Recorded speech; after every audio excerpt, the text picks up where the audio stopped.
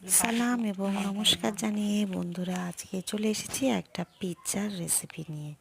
আমি রেসিপিটা বলবো না, শুধু আপনাদের সাথে গল্পই করব, কেননা আমি ভিডিওতে দেখা যাচ্ছে আর আপনারা সবাই আমার চাইতে অনেক ভালোই বানাতে জানেন, তাই আজকে তেমন কিছু বলার নেই।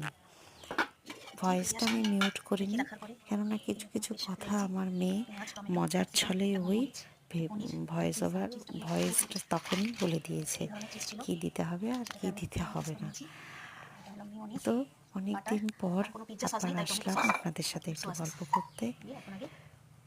এই ওদের পিৎজা খাবার বাহানা, পিৎজা করে ভীষণ আপ্লুত, আনন্দিত, এত খুশি, তো তাই নিজেরা খেতে শুরু করলো। হ্যাঁ, একটা জিনিস বলে দিই, আমার কাছে স্পেশাল পিৎজা সস ছিল না বা মশলা ছিল না, তাই আমি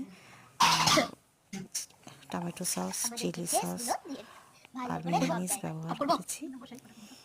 আর তো যা যা দেয়, চিজ, পনির, পেঁয়াজ, ক্যাপসিকাম, টমেটো কুচি সমস্ত দিয়েছি।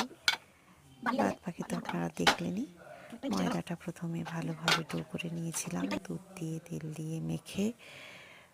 এই যে হাসি, দেখুন কি হাসি আর খুশি আর আনন্দ, চোখ গুলাতে পারছে না। তারপরে চায়ের অবশেষে হয়েছিল, বেশ ভালোই হয়েছিল এবং খুবই ভালো হয়েছিল। চাইলে আপনারাও বাড়িতে ট্রাই করতে পারেন, নিশ্চয়ই করেন। আপনারা কেমন করে করেন আমাকে একটু জানাবেন। Thank you. ভালো লাগলে লাইক করবেন, সাবস্ক্রাইব করবেন। ধন্যবাদ।